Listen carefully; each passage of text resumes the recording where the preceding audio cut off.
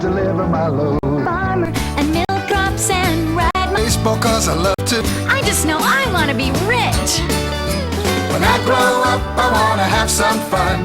Work real hard and get my job done. Take a look around the world and see just what I wanna be.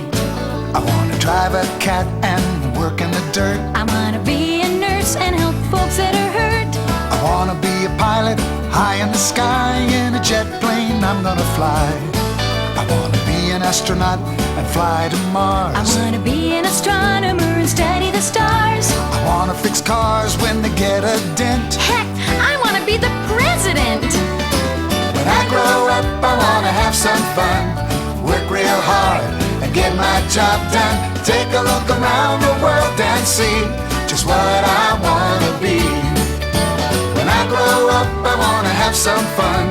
Work real hard and get my job done. Take a look around the world and see just what I wanna be. Just what I wanna be.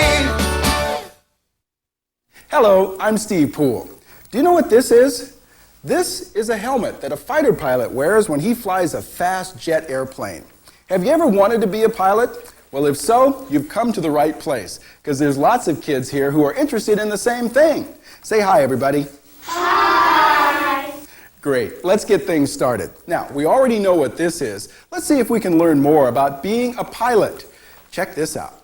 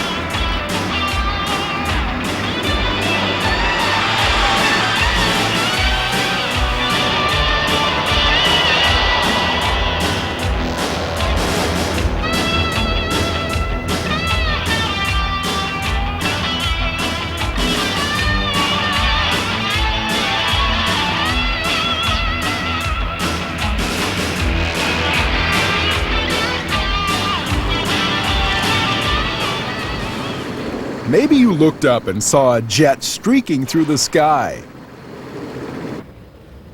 Maybe you got the chance to go on a jetliner and travel far away to visit your relatives or go on vacation. Perhaps it was at an air show with its breathtaking aerial displays so close to the ground. We all know a jet airplane when we see one, but what are they really all about? What's it like to be a pilot? Is it really as fun as it seems? As we're about to see, flying is one of the most interesting and challenging jobs you can do. Just ask Jim McRoberts. He's been a pilot nearly all his life. What I enjoy about it is the challenge of the new things, what the engineers come up with for new designs in the airplane, improvements to safety. It's nice to say that, yes, I participated in that, and that airplane is going to be used to make money for the airline. It's going to be safe for myself when I retire, and my grandchildren, and everybody to fly on. And just being a part of this system is fascinating. And I've been fascinated with airplanes. We started out for a long time anyway. It's just a fascinating business. Is it hard to become a pilot? Well, what you would first do to learn to fly is you would go to some school, some outfit that has a class that teaches people how to fly, and they give you books, and learning to fly is very much handled by regulation.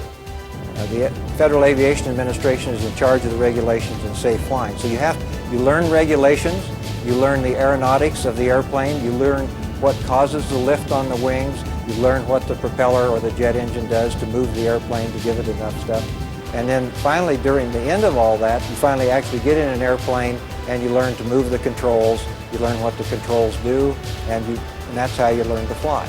But there is a bit of studying to start with. There's a little bit of math involved, but it's not math that should intimidate anyone. It's just a few numbers. If you can add and subtract, that's about all you need to do to learn the numbers to initially start to fly.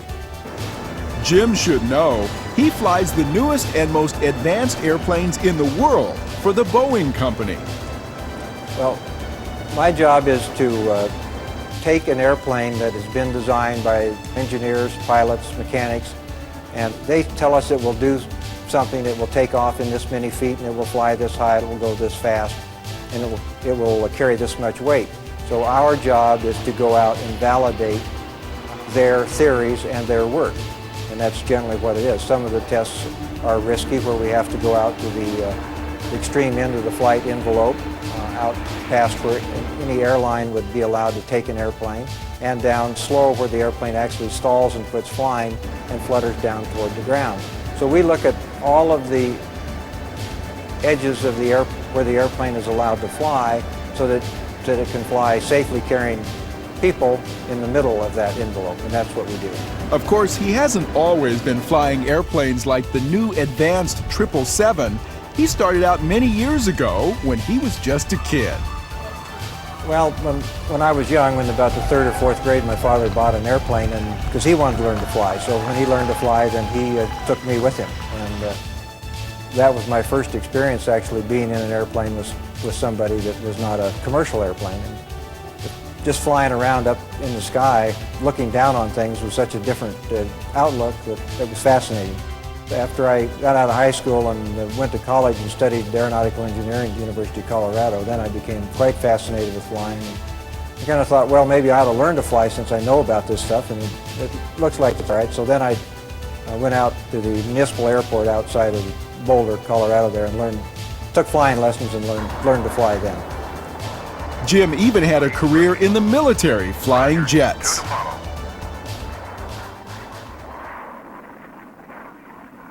Now we're learning something. Okay, any other questions about airplanes? Yes? What kind of airplanes are there? It seems there are as many kinds of airplanes as there are people who have ideas on how to design them.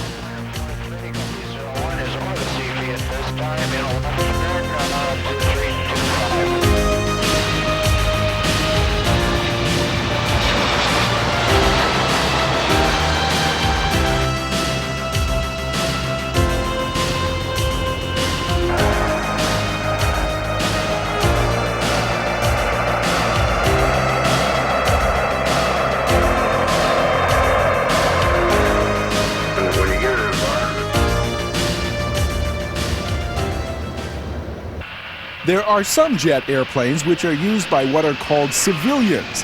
That's like an airliner that carries passengers or freight. But there are also military airplanes, which are used by various countries to defend themselves. There are Air Force planes. At 4-1 past the hour. Contact. At base +5. Requesting sweet and sour.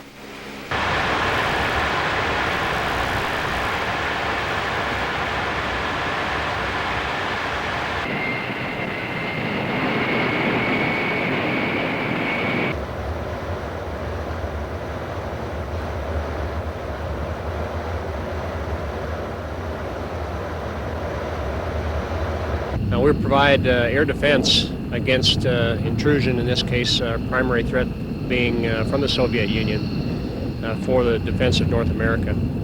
It was my first alert tour, and we were on alert more in about 30 minutes. We were scrambled off, and we headed down the Aleutian chain, and finally sunk in that, yeah, we're going after the Soviets here. And about about 25 minutes into the flight, here they came. We picked them up on our radar, and my wingman and I went in and got them.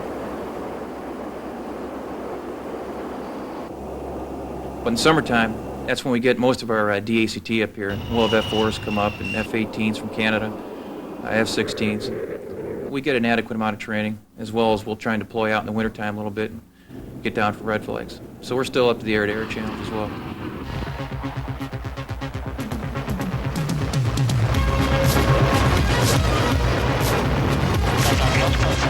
Walkers, 50 to the east or 50 to the west. Dragon, contact on the nose, 160, 20 miles, 8,000 feet. Gunlog numbers, targets 30 right. Gunlog numbers like an F4. Dragon cruise engaged to right, low. Gunlog, you're right, 5 o'clock. There's 2 of them. Just that. I got the outside. That visual merge on.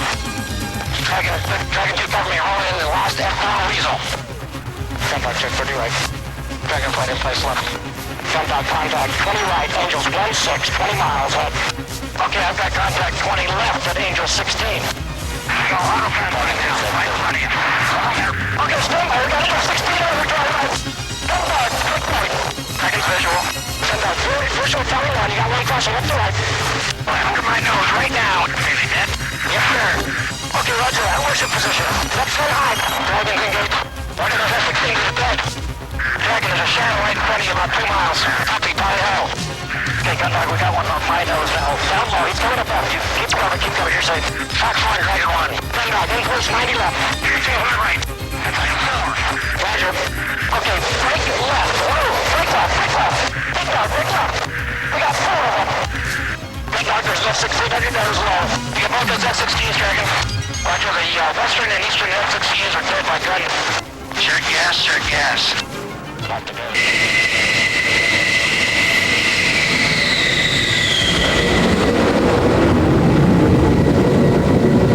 There are also Navy planes, which have to land at sea on an aircraft carrier. This is a particularly dangerous flying job, but the pilots say the training makes it easier than you might think.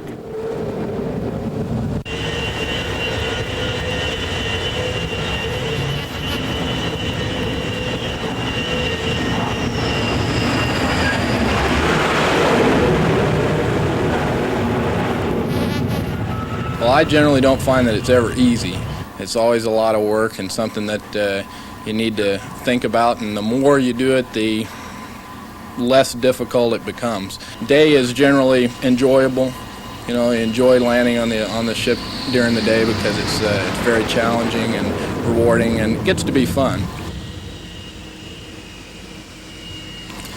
I think one of the most satisfying things is that you know you're doing something that very few people could ever hope to aspire to, and that for me is probably the most satisfying part of the thing. I mean, it takes a lot of gumption to get out there and do it, for one thing, and we work real hard at what we do, and you know, to be able to do it well and do it right, and it's something to be real proud of.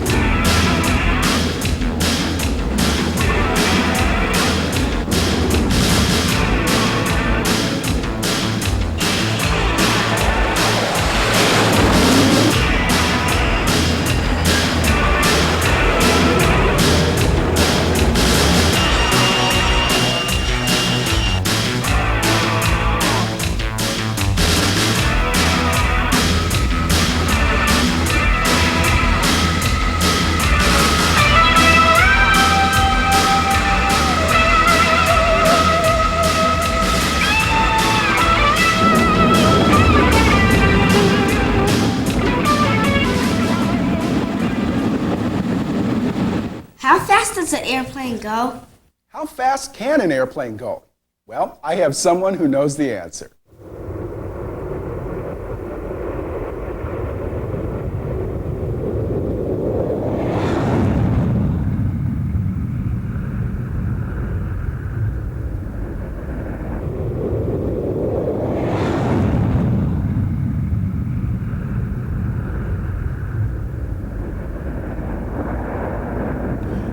This is one of the fastest airplanes in the world. It's called the SR-71, and it goes more than 2,000 miles per hour. Actually, its exact speed is still a secret. It also flies very high, almost into space. For the pilots, it's a very interesting job. Well, there are many things I think that make the SR-71 unique. One, even though it's been flying for more than 20 years, it's still the highest and fastest flying aircraft in the world. It was designed to operate in a very hostile environment, Mach 3 and 80,000 feet. We go up there and we stay up there for quite a period of time. To give you some idea of what that means, most people are aware of the Concorde supersonic transport.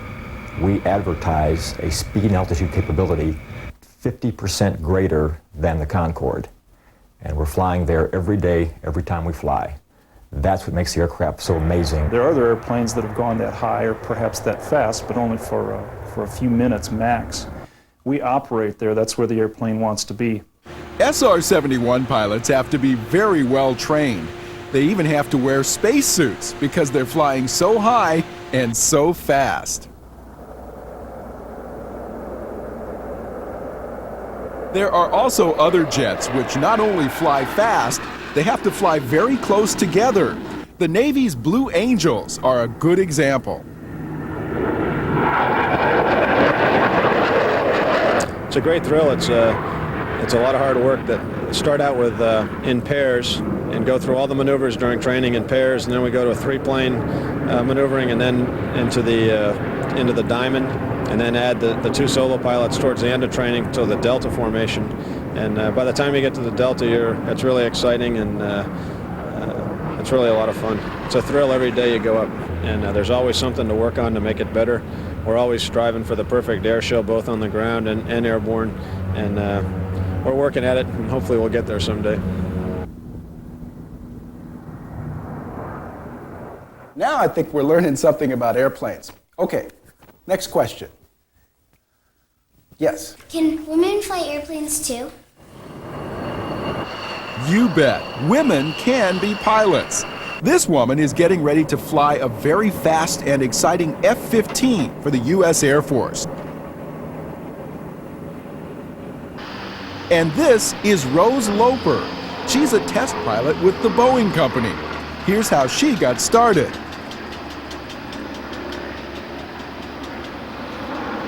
My parents, as I was growing up, because I had an adventuresome nature, had learned early on in life how to deal with that. And so when I would ask if I could do something out of the ordinary, my mother's response was, only if you can take lessons and do it correctly. So when I showed up at flight school, then I expected to take the lessons and learn how to do it and become a pilot, and that's exactly what happened. And when I decided to leave the Army, I was in the Seattle area, and Boeing was hiring, and so I went to work in their ground department.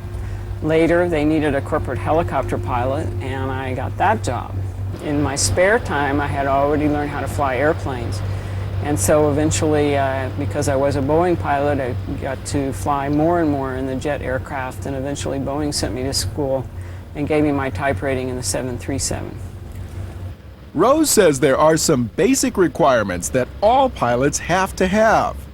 The physical restrictions are that you have basically good health and good vision, and that you not be colorblind. For the military, there's an additional restriction that you not wear glasses. Anyone of reasonable intelligence and natural abilities can learn to fly aircraft. Flying is one occupation that uses brain over brawn, and so if you understand how the aircraft is working and you understand where you are and where you want to go, then the airplanes are built with enough hydraulics and electronics so that you do not need an inordinate amount of strength to fly the new airplanes designed here at the Boeing Company. What makes the airplane stay in the air? Airplanes take advantage of the laws of physics to stay in the air, but it all starts with the wing. What keeps the airplane in the air is the difference of air pressure above and below the surface of the wings. It's called lift. It's lifted into the air by the lower pressure of the air rushing over the upper surface of the wing, because it is designed that way, and it's a fellow by the name of Bernoulli called Bernoulli's principle of the difference in pressure as you change the shape of the surface of something, and the air has to rush over one side, and it takes longer, or it has to go faster to get over one side than the other, and that's where the negative pressure is on the upper side of the wing. It's lifted into the air. Next, you need something to get the airplane moving forward so that the air will pass over the wing. That's where the engine becomes important. In the case of the jet, here's how it works. Let's talk about a balloon. If you blow a balloon up full of air and then you let go of it, it goes whistling around through the room, makes a lot of noise, and finally ends up out of air and laying on the floor. Well, a jet engine does that to a certain extent. It takes air into the front of it and it compresses it just like you compress air when you blow it into the balloon. And then the air going out the back is pushing on the burner cans, which are inside of the engine itself, and the explosion of the air and the fuel, just like the ignition in your car, the explosion of that fuel and the expansion of that gas pushing on the internal parts of the engine cause the engine to move forward, and the engine attached to the airplane pulls the airplane with it. With the airplane moving forward and fast enough, it goes down the runway and into the sky.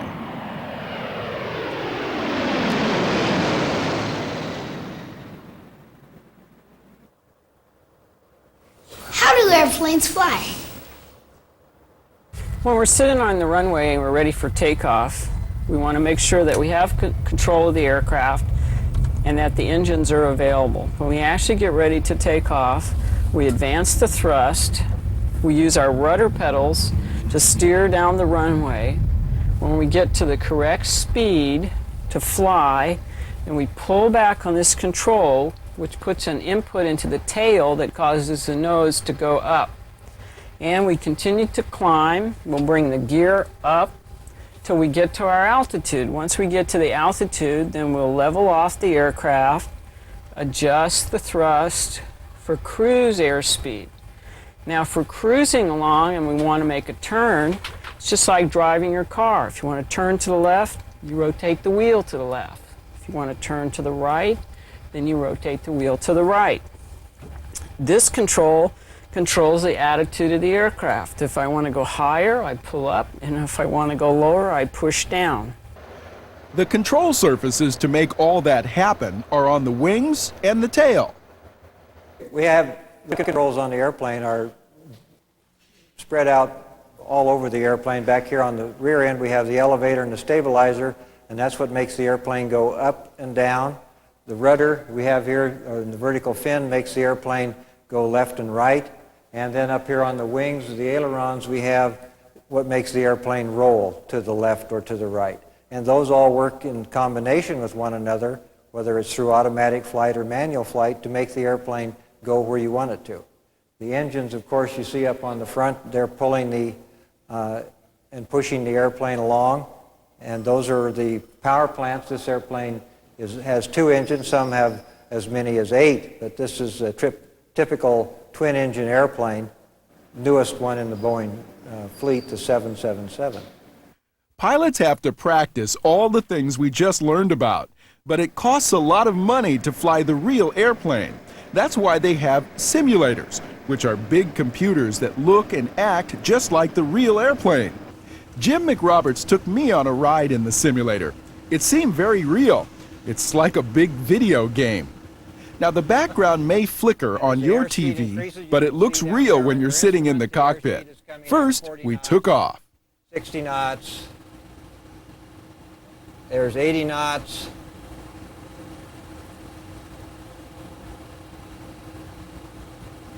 Here we are at 120 knots. D1. Okay, now we'll rotate just slightly, just raise the nose of the airplane up just a little bit. Whoa, we're flying. There, we're airborne. Okay, just hold it right there, and we'll raise up the landing gear.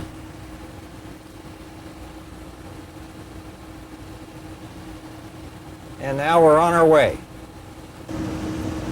Now what we can do now is we can engage our autopilot. So if you'll push that button right there. All right, so that's autopilot. Autopilot. Just push that. And now it'll tell us on our instruments here that the autopilot is engaged, and it will fly this little path that we have programmed here. And I'll change your map here so we can see we're coming up to a spot there where we're going to make a turn to the left. Okay, so right here the airplane will start. The airplane will start to make a turn. Oh, what happened? There, we've had a failure, and we've had an autopilot disconnect. So this is where now we're going to have to use some of the training that we've had. Okay. And we're going to have to fly. We finally figured it out. Well, actually, Jim did.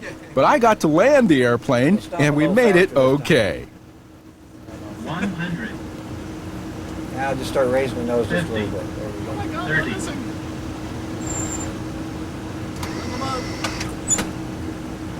Whoa! Oh, baby! Being a jet pilot demands a lot of study and hard work, but it can also be a dream come true and the adventure of a lifetime.